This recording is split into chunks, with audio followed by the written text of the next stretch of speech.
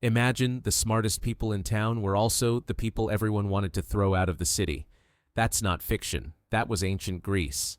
Their ideas didn't politely disagree with society. They threatened to break it.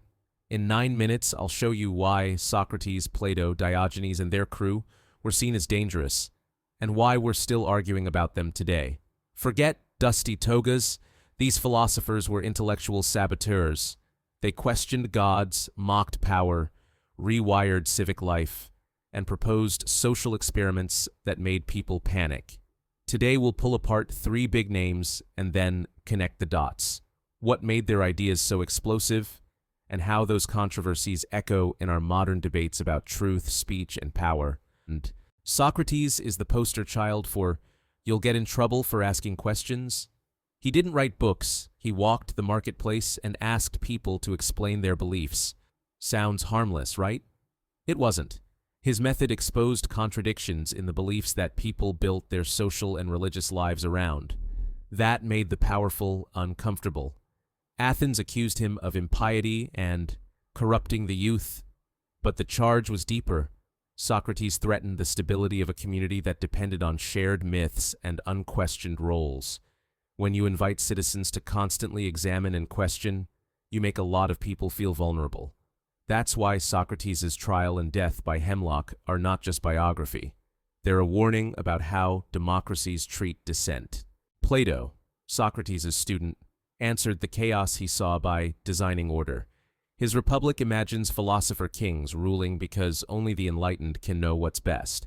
That sounds noble, until you realize it's a direct snub to Athenian democracy. He proposed radical changes, communal education, censorship of poetry, even restricted family structures for the guardian class. To ordinary Athenians, that looked alarmingly like elite rule dressed as wisdom. The allegory of the cave, that most people live in shadows, also implied an intellectual elitism. If ordinary people only see shadows, should they rule?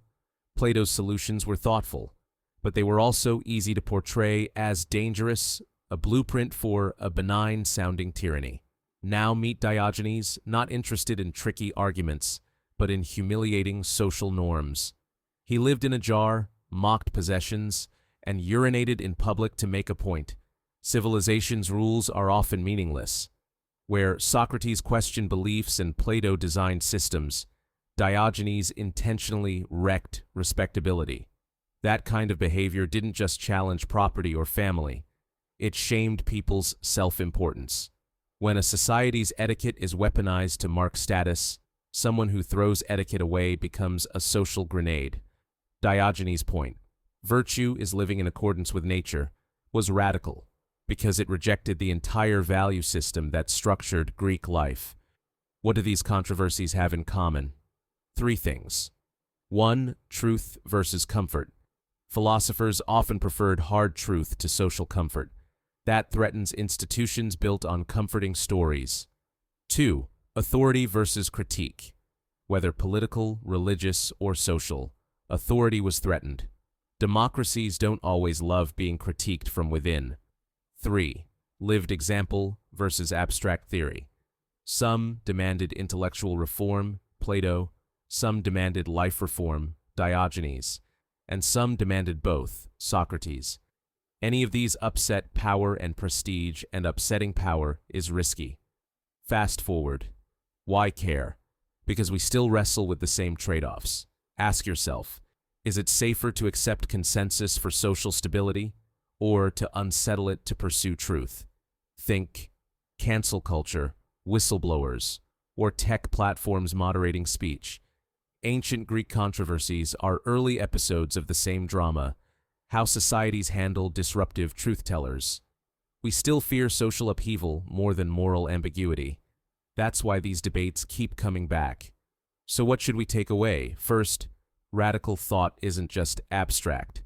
It's a political act.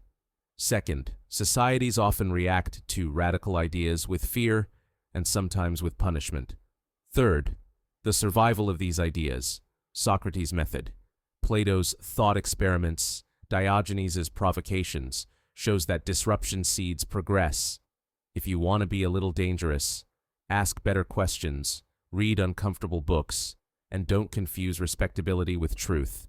If you liked this deep dive into ancient troublemakers, hit like, subscribe, and ring the bell. Comment. Which philosopher would make the worst roommate, and why? I'll pick the best answer in the next video.